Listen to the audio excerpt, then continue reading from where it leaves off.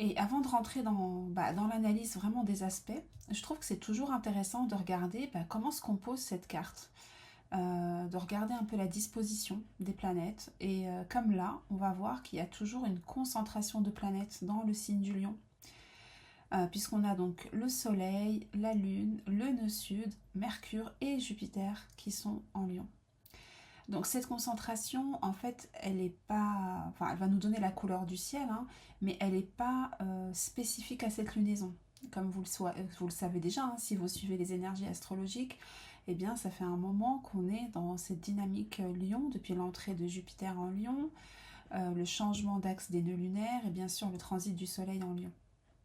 Et Mercure qui est arrivé assez récemment. Donc cette concentration, en fait, elle va déjà nous donner la couleur de ce ciel, hein, qu'on a en ce moment. Donc c'est une énergie de feu qui est très représentée.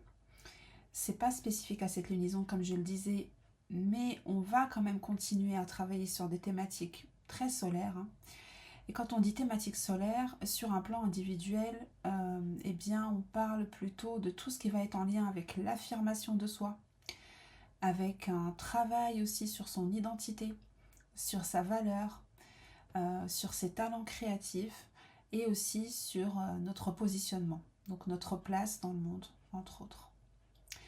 Mais cette nouvelle lune, donc, elle se déroule donc dans ce signe, hein, du lion, et on va quand même voir que, eh bien, on n'a pas fini encore ce travail avec l'énergie lion, hein. De toute façon, on a l'axe des nœuds qui dure 18 mois, hein, dans l'axe lion-verseau. On a Jupiter qui va rester là pendant 1 an.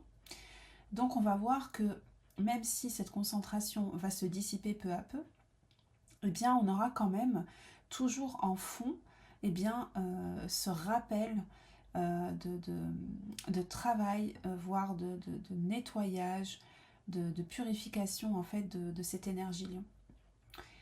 Donc l'énergie lion, c'est quoi? Eh bien ça va être, comme je le disais déjà, hein, une énergie de feu, donc qui est liée à l'action.